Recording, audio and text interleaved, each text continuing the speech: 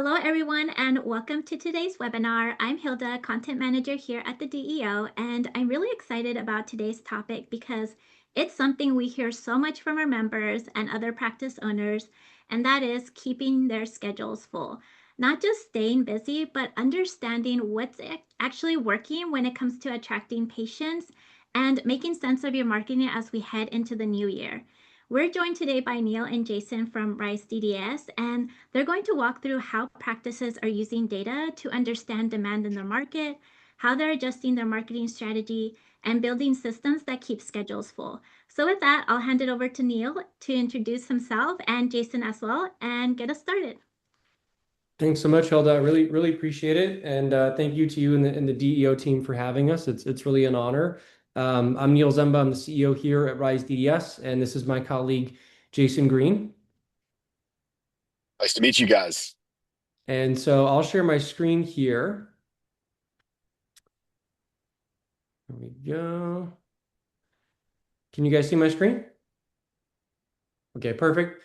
I don't have my fancy jacket on today, but today what I want to talk about, Tilda, to your point, is what we're kind of calling the 2026 playbook for filling your schedule. And, one of the things that I've just really learned over the years is how, I'm a practice owner myself. I'm from Michigan originally, spent the first 6 years of my career in Silicon Valley. I've started two DSOs and one MSO now with some partners and some colleagues. And my mindset has really shifted with our DSO and then our clients. We work with about 2,500 clients across the country at Rise DDS. And my mindset has really shifted from new patients, just, being obsessed with new patients to really understanding that the cheapest new patient that we could ever bring in, even as a marketing company, or we call ourselves a dental growth partner at Rise DDS, but the most economical patients that we could bring in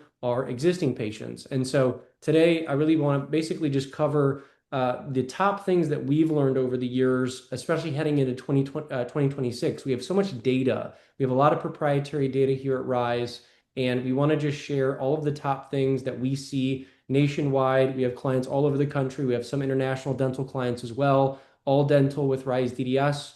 We integrate into actually now every single patient management system under the sun. And we've just learned a lot about basically what's working, what's not. I always kind of joke, but it's true. I always say if the topic of marketing gives you an upset stomach or an overwhelming sense of existential dread, you're not alone. Marketing is a really difficult topic for a lot of people to stomach because there's a lot of fluff out there. And, I actually really sympathize a lot with marketing companies because I think they have an increasingly difficult job. It's very difficult to be a marketing agency right now. It's very difficult to be a marketer right now because there's not a lot of great data. And so we'll get into why that's the case and some the tools that we use to really bring guidance and shed light on the topic. But today I want to kind of just share everything that we've learned and that we're applying for our own practices and for our clients' practices heading into 2026. So again, my name is Neil Zemba. I'm the CEO and founder here at Rise DDS. I'm also a partner in Executive Dental Partners, which is we have a 7-office DSO based in Southeastern Michigan that we've had for several years now. We also started a group called Dental Mentors, which is a Facebook group where we talk about building wealth in dentistry, tools and techniques for building wealth in dentistry. I'd invite everybody listening to head to Facebook and join the Dental Mentors group if you would like. If you're a dentist or a operator of a single practice or a DSO, you're more than welcome to join that group. And we talk about all the sometimes taboo subjects of building wealth, optimizing tax strategies, all those kinds of things. So kind of a nice breadth of things that we have kind of as a team to just kind of understand the business of dentistry and also kind of the back end of what it's like to be an operator. Today, what I want to talk about and what we'll dive into is the top ways to fill your schedule in 2026, kind of differentiating between marketing and then what we love in terms of strategies to optimize hygiene recare and outstanding treatment recare, and how we look at that as one thing going into 2026. We're kind of not really segmenting out in our minds anymore. I really think the future of dental marketing isn't necessarily just marketing at all. I think it's the umbrella term of filling your schedule as cheaply as possible, just to be blunt. I might sound fancy, but I'm a country boy at heart. I'm not that fancy. I like to spend as little money as possible and fill my schedules, and that's what I'm passionate about, and that's what I want to show you guys what to do today, at least in our humble opinion. Um, the tool that we've leveraged, that we built, is called Rise Recall. It's not going to be a pitch fest. I want to explain academically why we've built it, what the core of it is, so that whether you're leveraging Rise Recall or not, you understand why we built it. We built it out of frustration, not because we wanted to, because we felt like we had to. We'll talk about what a CRM is. A lot of people everybody in sales is familiar with a CRM, but I'm always shocked a lot of people in dental don't know what a CRM is, or customer relationship management tool. And so we built one purpose built for dentistry, and I want to talk about how to utilize that for your practice. I want to talk about this concept of internal versus external data and how to analyze the the external data sets of your practice, what's going on inside, in and around your community to bring in the best types of patients that you can possibly bring in at the lowest possible cost. I want to talk about the most effective marketing strategies for 2026. Everybody always loves when we talk about that. And this is just kind of talk about where we headed in the marketing space. So again, we're very fortunate at Rise. We've been around for about 7 years now. We're very fortunate and blessed to now work with about 2,500 clients across the United States. If you're in West Virginia or Alaska, let us know. We'd love to work with you. Those are the two states we're not in. We have a ton of data, and these are the things that we've learned. I always like to start with this concept of, I started with our first DSO in Michigan as an operator. I was our COO. And I asked myself the question, like, why do I even need to market? I'm a numbers guy. I'm a business guy. I'm not a clinician, but I'm a business guy. And I was like, why do I need to market? I did what I think a lot of people do. And I'm like, I'm going to spend my between, 3 to 6%, let's say, of my, collections on marketing. But I started asking myself that question. And more when I was in my operations meetings with my partners, this concept of doing better marketing kept kind of coming up in my mind because, in my world, in the business world, there's a saying, sales solves all problems. And sales can be a dirty word in dentistry. I understand that, but I now think of it as the concept of the marketing funnel. One of the ways to just increase production and to get my associates busier and to be able to get more patients for any treatment under the sun is to expand your top of funnel, we would say in the marketing world, or just to bring in more new patients. And the more I thought about this concept, the concept of marketing really transformed in my mind because I started thinking about marketing less as this chore that I kind of had to allocate budget to, and it was this thing, and it was very fluffy, and I never know where my money was going, and it was like sending smoke signals. I didn't understand, I knew I was spending money, but I never could quite measure what was coming back from my marketing. But the more I started to think about it, I was like, if used correctly, marketing is actually one of the most powerful tools to grow my practices because the more patients that I bring in, I can increase my production. I can afford to hire more new staff and associates. I can, offer more implants, more All-On-X, more Invisalign, everything that I want to offer, and I can increase my EBITDA ultimately if I want to just have more profits for myself as an owner or prepare to sell or raise money to expand to multiple locations and become a DSO. So we take marketing very seriously now. And one of my favorite quotes is, "You miss 100% of the shots you don't take." I'm from Detroit, so I probably shouldn't use Michael Jordan here, but the sentiment remains. And said in a dental way, I don't get to present treatment to patients that never came in. This is something that I learned very early on. Again, that concept of a funnel, or sort of the case acceptance funnel, right? The top of that funnel is marketing, is new patients, and also existing patients that I'm booking in on the hygiene schedule. I believe there are two universal desires when it comes to marketing, and basically only two. One as operators and owners of practices, we all want a proven return on our money every month. Of course we do. I want to spend money on marketing and I want to know what's coming back. Once I understand that, and that's what we call in dental marketing attribution or marketing attribution. Once I'm attributing my marketing and I can understand that it's profitable, then we move on to the second objective, which I call the chief marketing officer's objective or the CMO's objective, which is, well, now naturally, let's say I'm spending $5,000 a month. If I know it's profitable, now I want to stretch that budget as far as I can possibly stretch it. I want to make as much money from my investment as I can possibly make. And I'm sure everybody watching this has heard of ROI. Marketing companies love to talk about ROI and brag about ROI, return on investment. But the question is it really the best ROI? How are you measuring that? Are you just saying ROI or are we really measuring it? And to be fair, is can you get the best ROI from marketing, or should you be spending more money on your recare? What's actually going to be the least expensive way of filling my schedule? Is it really, 80% of my budget, of my marketing budget should go to go marketing or new patients and 20% to recare, or should it be 50-50? How do you measure that? So the Rise platform, we're kind of known at this point for being the first company in the space to introduce attribution for the dental space. Before I was in dentistry, I was in the e-commerce space, and I started a company called Serve Technology, and we built attribution for other industries. And when I came into dental, I was like, wow, this is really far behind.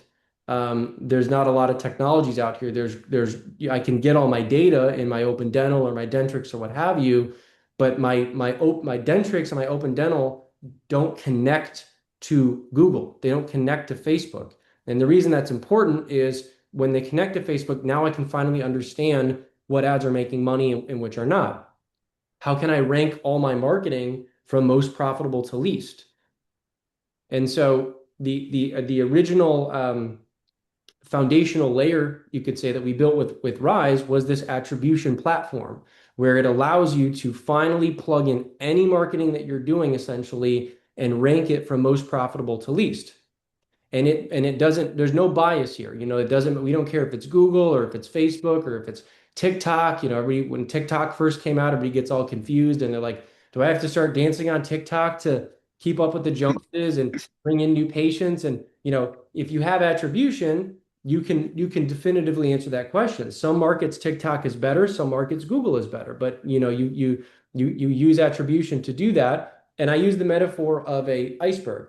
I would say 99% of all the practices that we work with, when we do like a marketing analysis for them and DSOs, they might come to us and say, hey, we kind of think that our marketing is profitable, but we don't know how to improve it. We don't know what to do. We're spending, X amount of money a month, and it's just all confusing. And so basically, we rank using the attribution system. You can finally rank all the campaigns from most profitable to least, and it typically looks like an iceberg, where only about 20 to 25% of the marketing efforts are actually making money. The rest are breaking even and losing money. And I always say it's a little bit confusing from a gut check perspective, because it might feel like the marketing's making money, and some of it is, but a lot of it's not. And I always say, imagine you're on a speedboat and you're going through the water and you're dragging an iceberg behind you. It's not efficient. It's not fuel efficient. It's not efficient. So what you want to do is use attribution, and that allows you to do this. You identify all the stuff that's not making money, you cut it out, you take all that money that you're saving and you reinvest it only back in the stuff that's proven to make money. That's classic marketing attribution. This is the profit feedback loop. You run the campaigns and then you measure it. You measure the production dollars per campaign with attribution. You cut out the losing stuff, analyze the winning stuff, and then you reallocate the budgets. So in summary, conversions, if you've ever heard of conversion, impressions, these things, they're not really the main KPIs. The real KPIs are the number of qualified new patient bookings per campaign, the show rate of those patients, and the production dollars per campaign. So again, I don't want to make this a Rise pitch fest, but the point of why does Rise connect your marketing to your PMS so that we can measure the dollars produced per campaign. That's the important thing. This is just a slide here. A lot of people get excited. This is a great time of year. We do a big end of year analysis with all of our clients, and we analyze what types of marketing are best for different treatment types, right? And so Google Ads is really still the winner. Google Ads, when you're doing Google Ads correctly, it still makes about 4 times more money than Meta Ads. It might be surprising because Google Ads, if you know what Google Ads look like, they're not very pretty, right? They're typically kind of boring, and people go, how are they so much more profitable? And they think of Meta Ads, and they're really shiny and they're visual, and you could have really good movies and stuff. But Google Ads are still king because they are what's called inbound versus outbound. And that's a jargony term. But what that means is with Google Ads, people are still searching for you first before you put your content in front of them. And that's important because it's just much cheaper to intercept people. Think about it like intent. With Google Ads, people have very high intent. With Facebook ads, it's very low intent. It's very good creative. The ads look really nice, but it's very low intent. I always ask people, when's the last time that you or anybody that you know went on Facebook to find a dentist?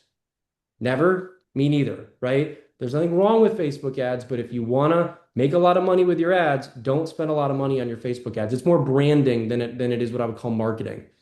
That being said, if you're going to do it, social media ads like Instagram, like Facebook, are the best for cosmetic and ortho cases. Why? Because if you think about it, it's very visual, right? Cosmetic, ortho, these are people that want to improve themselves visually. Instagram is a very visually aspirational platform, so it kind of fits the vibe. A syndicated content strategy. What I mean by syndicated is basically this. Think about like Pepsi or Coca-Cola, where you're kind of blasting the same messages across social media and radio, for example, is the best for full arch cases. We find just make sure you have really, really, really good intake. If you're doing full arch and higher ticket stuff, it's very important.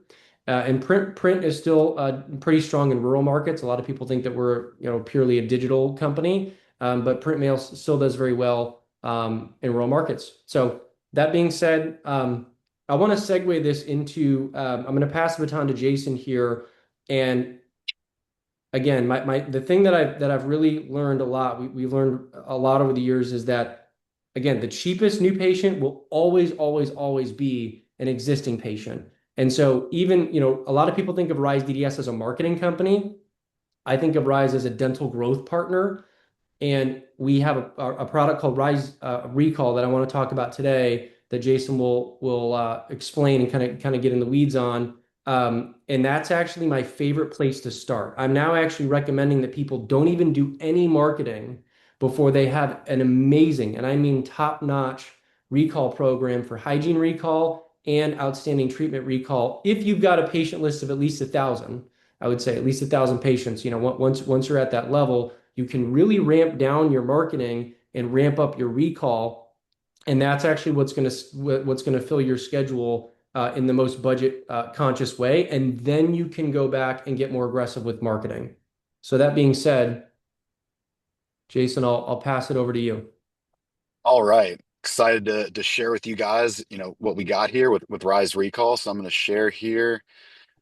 Let me know if we can see my screen. Let me move this over to the side. All right. Can everybody see this? We're good to go. Good to go. Okay. So Rise Recall, we're reactivating patients and we're restoring revenue. So, to piggyback off what Neil said is, really some of the best new patients are the patients that have already been in the practice. We've already spent the marketing dollars to get them in for the first time. They've come in, but maybe they haven't come back. Maybe they've slipped through the cracks. Maybe those 2 crowns that we presented, they didn't accept it and they've fallen off their own hygiene schedule. We don't have staff right now reaching out to them. I always joke, recall is more of a 4-letter term in the dental office. I find staff would rather clean a coat closet rather than do these outbound calls.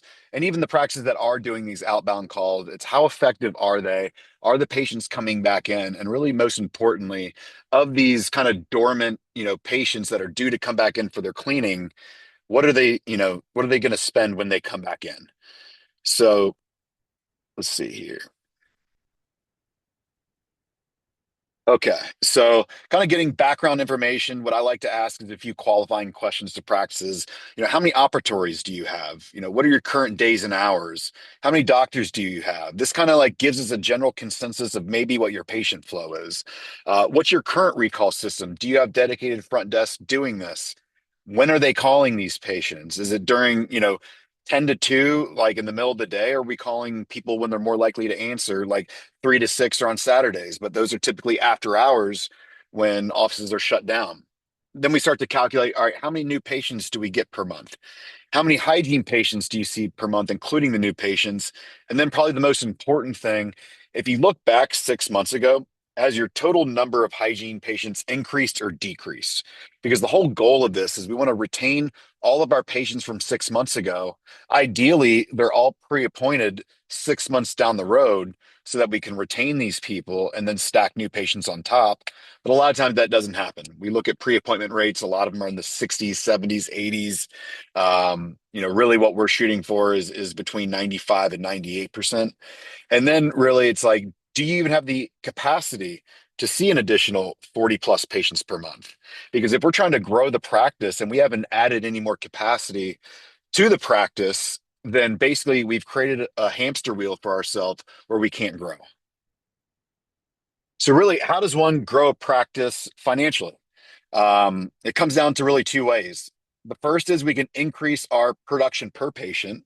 So, like if we're looking at this metric right here in this practice, in this month, they had 544 exams. The production is 711,000. It's an average of $1,308 per exam. The second way is we can grow the number of patients that we see.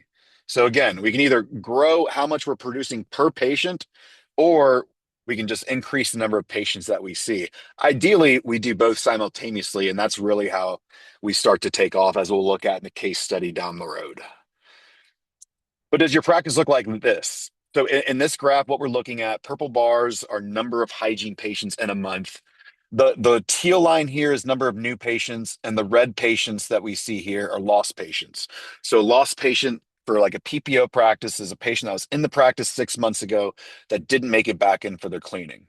And as you can see here, the teal kind of constantly intersects the red. Therefore, when we kind of look at this yellow line which is its 3 month rolling average, it's relatively flat. This practice is not growing. Down here, we see really a declining practice where we're losing more patients than we're gaining. We can see this hygiene retention kind of just tanking. And how do we combat this? What do we do to try to get this to where it's crescendoing up? So we have to ask ourselves why patients slip through the cracks.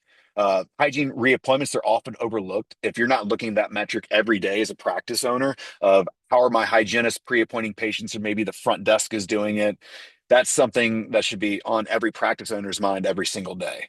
The staff can get overwhelmed with inbound calls, front desk tasks, doing things like checking patients out, presenting treatment plans.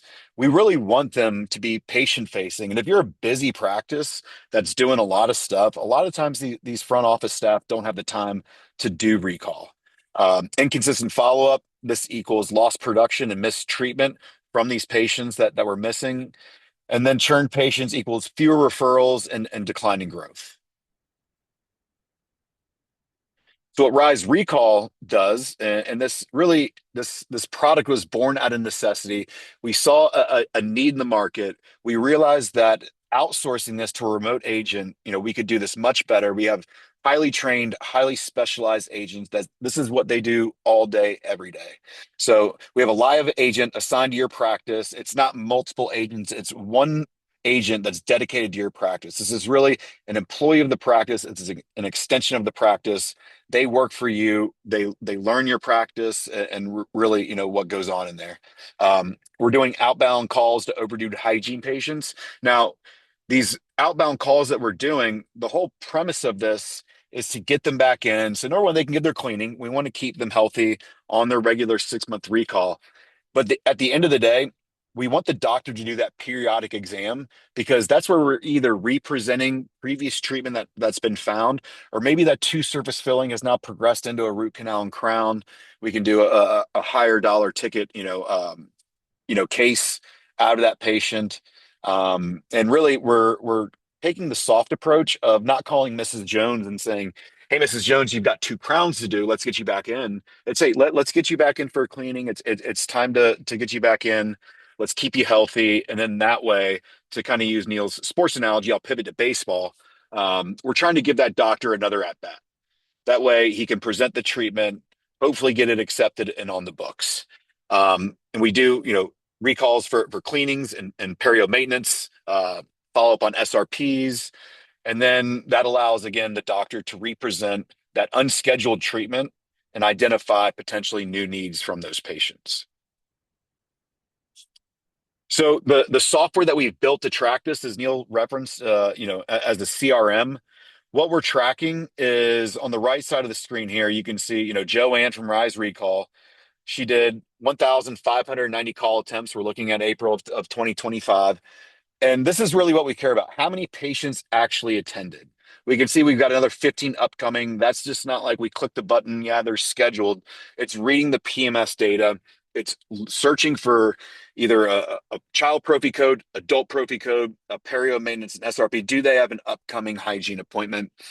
And then probably the best part of this is, okay, Joanne got in 69 patients, but what did those patients do? Those 69 patients, and I'm looking here at a 60-day period, ended up spending $45,464. Like that's a lot of meat still on the bones for patients that we kind of deem as they're existing patients. I'd rather get new patients. There's still a lot of production here. And we're doing the ethical thing of taking care of our patient base. We're keeping them healthy. We're really helping our community. So kind of, what Neil says, we always talk about ROI. When we look at what the average ROI that we get for clients with Rise Recall, it's about a 10 to 20x ROI. The live data allows you to see what your agent's doing on a daily basis. You get an email at the end of the day showing that they did this many calls, this many people scheduled, this many people attended, and every agent's work is fully traceable and reportable. So this is really just more than filled chairs.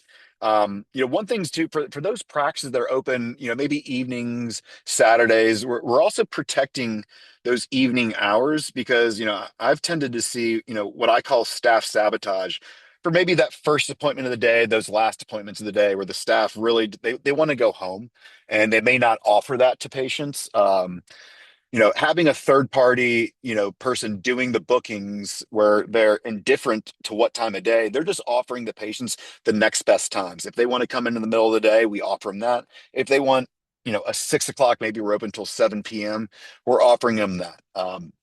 It reduces the churn rate of the patients, and it also stimulates referrals by getting these patients in. We always talk about the different marketing mediums, but one of the strongest forms of marketing is that word of mouth referral. So the more volume we can have of these patients, the more word of mouth referrals we're going to stimulate, more diagnostic opportunities for doctors. And again, this is going to free up the front desk for in-office services to be patient facing, really give those patients that's right in front of them their optimal attention and not worry about the 50 calls that I have to make today because we know that we've got, Joanne from Rise Recall doing that. So you see what we see. So you get the full transparency into the calls, the appointments, the production that occurs. You always know what your agent's doing. Our CRM, it's constantly syncing with the PMS. It's live data. It's not like it's a lag in any sort of data. You're seeing things as they go throughout the day. And then we also do monthly recap calls to understand the KPIs of what our agent's doing. Kind of what we see as well. If we're looking out at the schedule and we start to see like, hey, your capacity is shrinking, we really could add, another hygienist here that's going to open more capacity. That way our agent has appointments to book into. So there's really no risk. It's all reward. We charge it's $2,500 a month for a single location. It tiers down as we work with multi-locations groups. There's a guaranteed return for underperformance.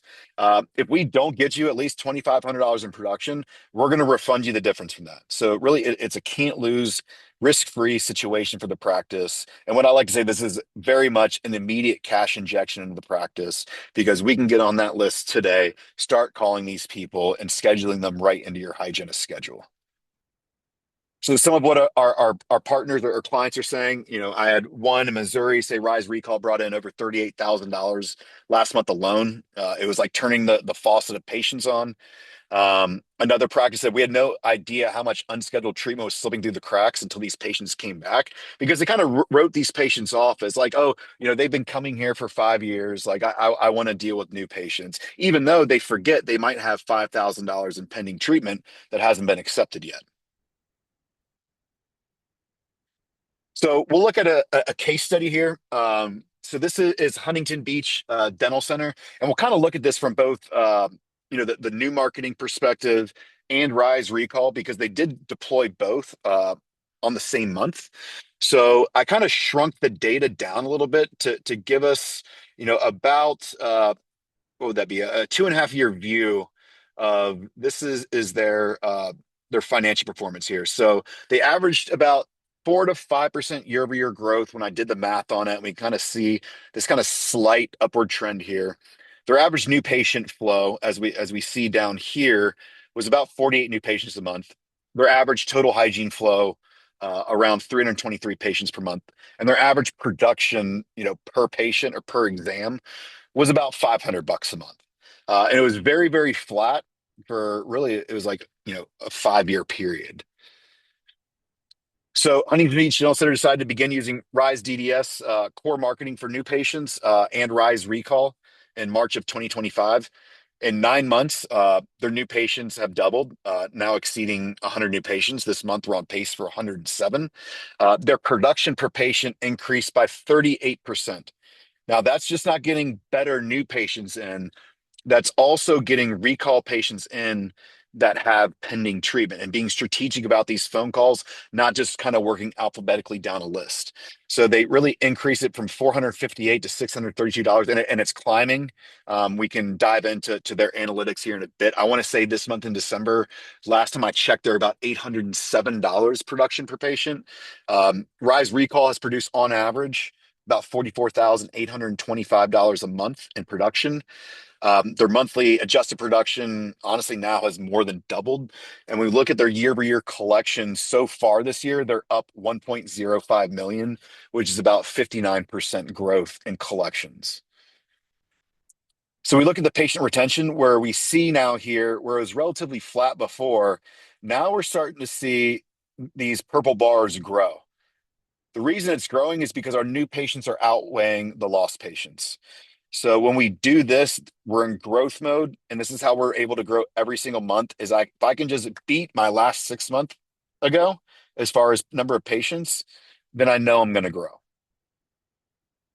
And then this is the financial performance.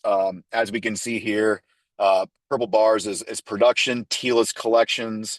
This red line here is the average. So we can really see, kind of flat, flat, flat, flat, flat. And then here's March of 2025. That's when things really take off. And kind of, yes, we see production and collections take off, but we also see this kind of volatile yellow line. This volatile yellow line, that's that production per patient. So even as we increase volume, we're also increasing how much we're producing off each patient because we're getting in better new patients. We're getting in better reactivation patients because we know they have pending treatment, and we're seeing better case acceptance from that. So new patient growth analysis in 2024, they had 547. In 2025, just kind of year to date, it's 961. I did these slides a few days ago. I'm sure it's higher than that now. And that's a 75% growth rate in new patients. But what about recall? So far this year, we've done 18,902 outbound phone calls to overdue hygiene patients. That's about 945 staff hours saved. It's a ton of time that we've now allowed your staff to be patient-facing, patient engaged, answering those inbound phone calls, helping their people out. We've had 768 attended recall patients. We've had $471,000 in production from these recall patients. And I love this metric when I did the calculations on it. It's a $613 production per recall patient. But how is it so high? Well, that's where we enter weighted hygiene. And this is really, this thought of weighted hygiene, I have to credit Neil. This is very much, his idea of, okay, it's like, how do we get in the best patients? And that was utilizing our CRM to be able to filter patients with a minimum amount of outstanding treatment and prioritize getting them in as fast as possible in order to get that periodic exam, or maybe they're due for a comp. But we're trying to get that doctor that at bat of people that we know have treatment. So what it is weighted hygiene? It's an algorithm that gives our remote agents the ability to call not just the overdue patients, but overdue patients with the most pending treatment first and the best insurance. And again, the goal of this is to give your doctor more at bats or exams. So why not give them a fastball right down the middle that we know they can close? But there's more. Not only are we calling patients who have pending treatment with great insurance, but it's also about when we call. So we have studies that show if we call patients between 3 and 6 p.m. Monday through Friday, and between 10 a.m. and 2 p.m. on Saturdays, the booking rate increased by 30 to 40%, which is huge. You have to think about, if you're at work and you're getting a call, from your primary care physician, you're probably not going to answer. But if it's towards the end of the day, or maybe you're off work or it's a Saturday, you're much more likely to answer that call when you're free and not distracted with work. So really to wrap this all up, Rise Recall takes the job your staff doesn't want to do or doesn't do well and puts it in the hand of a specially trained remote agent. We keep your staff engaged with the patients that are currently in front of them. Rise Recall is a fraction of the cost of a full-time employee, and we track everything. We provide full transparency into what your dedicated agent is doing on a daily basis. We track the production dollars from your reactivated patients to quantify your ROI. And Rise Recall reduces the patient attrition, allowing your practice continued growth. So, what will your 2026 look like? In this one, we can see kind of production is declining, or what Huntington Beach Dental Center is doing. This is their production. And we can see, looking at year-over-year growth between quarters, it continues to crescendo all the way up. So we'll put a description in. We'll put a booking link to where you can schedule yourself a demo with me. We can go further in depth with Rise Recall, but just wanted to give kind of the information that is pertinent to helping your practice grow. And to your point, Jason, too, about we kind of joke, like there's a reason we didn't call it Rise Hygiene Recall, because to your point, it's not just hygiene recall. Like the weighted hygiene concept, it really is this hybrid of hygiene recall and outstanding treatment recall in one. It's really one thing. And I think one of the themes that we're kind of finding in 2026 is a lot of these traditionally siloed things are merging together, and it's not for some fancy reason. It's actually for a very stupid, simple reason, which is we're just doing it's the time money ratio. I love what Emmett says at DEO. He goes, look, you can either spend time doing something or you can spend money. That's what you can do. And so Rise Recall, it's the same thing. It's like we try to price it in a way that, what we're finding is that it's not necessarily that you have to lay somebody off, right? It's like if you have somebody doing recall currently, you're probably paying them a heck of a lot more than $2,500 a month. And when we go in and we look and we audit this, we're talking to doctors right now, and we say, we've gotten it to where we're doing 1,500 outreaches a month. They're doing it after hours as well. I mean, they're of course doing it during core business hours, but Jason, to your point, we're doing it in the 3:30 to 7 p.m. range, where they are 4 times more likely to pick up their phone. Not only that, they're 4 times more likely, but the patients that are 4 times more likely to pick up their phone are the ones that have really high paying jobs that ain't going to pick up their phone during their 9 to 5 because they're at work. I wouldn't. Nobody that I know would. And it's just kind of these common sense things where like I really get a lot of joy out of like doing these tests, because we're it's so validating. What we always think about as operators over the years, we're like, should we really be, what hours should my team be making these calls? And we also make calls on Saturdays. We don't bother people on Sundays, and we don't bother people on Saturdays either. We very tactfully call them on Saturdays between 10 a.m. to about 3:30 p.m. local time, where they are 5 to 7 times more likely to answer that call and come in. So that's just one of my favorite things that I think we've seen about the weighted hygiene piece. And to that point too, like when we go in and do audits, we're finding that the average office is doing about 350 outreaches a month. And it costs them about $4,000 to $5,000 a month to do it. We're doing 1,500. And not to make it too pitchy, right? But at the same time, it's like, we're pricing it like you said. It's all month to month. If we can't make you at least the 2,500 back, we'll compensate you the difference. That's number one. Number two, that's never happened. The average ROI is about a 10 to 15x. So 2,500 a month. The average that we're getting is about 30,000 to 35,000 back in production that month. And then Jason and I were just talking about this before this call. It's like not only are they're getting it. Our clients with Rise Recall are getting an average of 50 hygiene bookings every month, not including the next month and the next month and the next month out. So it's usually 50 that month, then like maybe like 15, 20 the next month, 10 the next month, 5 the next month, and so on and so forth. So it's just been a really awesome thing for folks, and we're excited to share it with the world. I want to close out with the other thing that I'm really passionate about here, which is this concept of internal versus external data, which is kind of this concept that's been ruminating in our mind for a couple years. And I never really knew what to call it. I used to call it inside data and outside data. I think internal versus external just sounds better. But essentially, what we mean by this is inside, we're so used to as operators dealing with data that comes from inside the PMS, inside the practice. But there's this whole other data set of data that lives outside the practice. How does the internal data answers all your questions that like your dental intel answers, your OS dental, your Jarvis, your Domo, and these are great systems, by the way. I think everybody should have something be above and beyond their PMS to show them this data. But it's funny because when we built Rise, this is true. Like we didn't build Rise because like we wanted to build it or something. We built it because we felt like we had to. There was nothing in the market that did the attribution and showed us kind of the demographic marketing data that we felt like we needed. And we kind of had another similar aha moment about 2 years ago where I was like, where, even for my own like practices, I'm like, where I have all this internal data, but what about, I kept thinking about is that like internal questions versus external questions. I'm like, I can use my data platform to answer questions like, to look over my operational KPIs, look at my case acceptance funnel and optimize it. I can do I can look at billing and RCM information, but I kept seeing people and myself struggle with like, well, where are my best new patients in my market?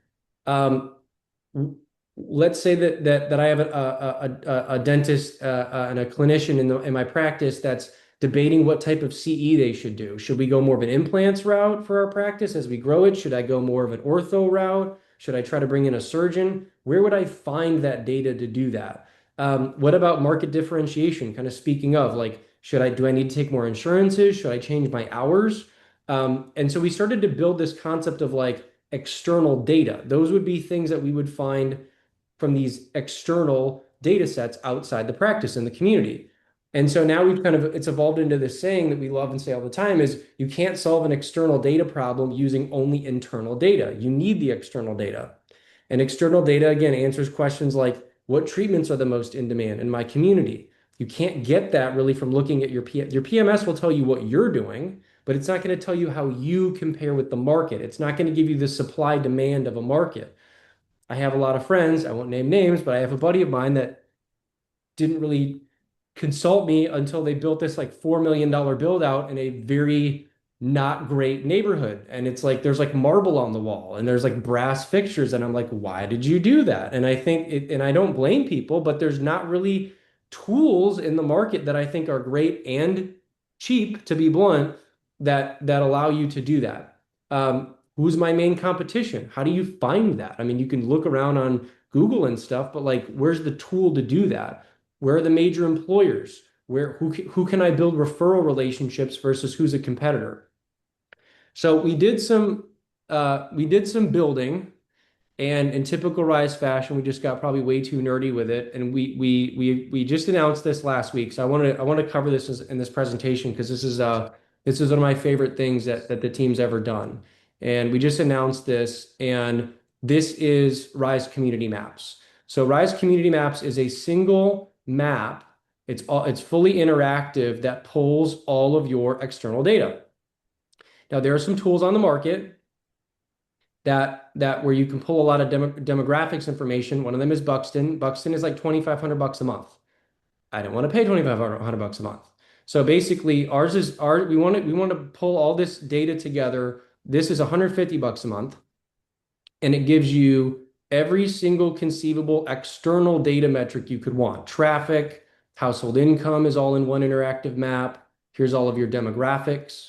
It's got insurance information. This is my demo account, but in the live version, you can actually see the searches, all of the searches that are happening in your community. Here's my practice, by the way. So here would be my practice.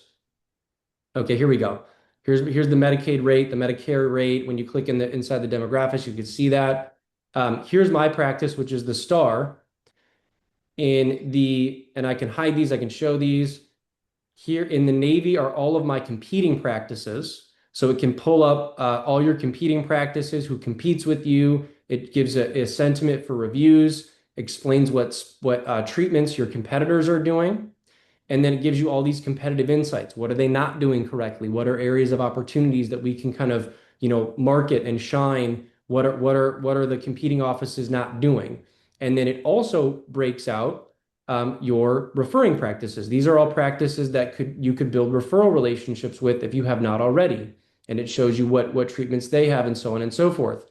And we built a proprietary AI that does this. It actually goes into your community. It scans all their websites, their social media, and their Google My Business, and it generates this map. And it does it pretty quickly. It takes about 10 minutes to do this, and then it's constantly reloading and it generates this map. So this is what I would call the supply. Here's in the market, supply demand. It's going to generate all the practices in the community. And then the demand, there's also a section in here that shows all of the searches for dental treatments. And then you can really easily understand, in this community, there's a lot more requests for clear aligners than there is supply for clear aligners, for example. There's a lot of demand for, maybe, and then the other way, there's a lot of practices that do implants and place implants, but there's not a lot of demand for that. So maybe we shouldn't go in that direction.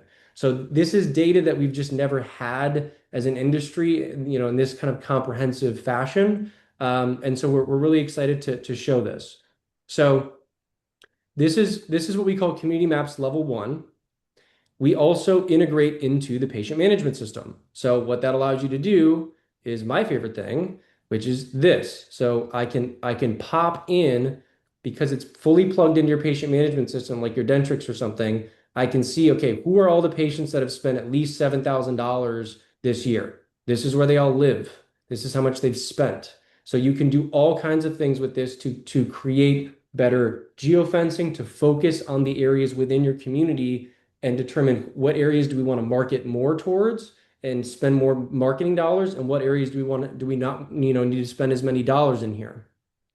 Here's your most loyal patients. This is displaying all the patients that have been here for 3 years or more, for 4 years or more, for 5 years or more. This is where they live. So you can imagine kind of all the applications of things that you can do with this. So that is community maps. The last thing I'll show about this is we're highlighting all of the major employers. It pulls up all the major employers in the area, and you can create custom trifolds for them and do different programs for them. Like, let's say you have John Deere Corporate in your city, in your town. You can market directly towards them. There's a whole system in here that kind of lets you do that. My other favorite thing is what we call indicator businesses. So there are about 30 different businesses nationwide that we've identified. These are all the companies that spend billions of dollars a year really figuring out which communities are growing. So in other words, if there's a Starbucks that's less than 2 years old in this area, you know that Starbucks has spent a ton of money making sure that this is a great area for the long term. These are where your honey holes are. This is where you want to spend more of your marketing dollars and not in other areas. So that is what Community Maps allows for. And with that, I want to thank everybody so much for your time. It's been a pleasure, and you can always reach us at risedds.com if you want to get in touch with us, and we're happy to chat further and learn more about your growth goals. A huge thank you to Neil and Jason for coaching us today and sharing how practices are kind of thinking differently about demand, marketing, systems, as we head into 2026. If you're interested in working with Neil and Jason or want to learn more about Rise DDS, you can schedule a call by clicking the link in the description below. They'd love to meet you and find the best way to partner together, so make sure you reach out. And thank you everyone for spending time with us today. We appreciate you all. And before we go, I just want to wish you all a very happy new year, and we'll see you next year.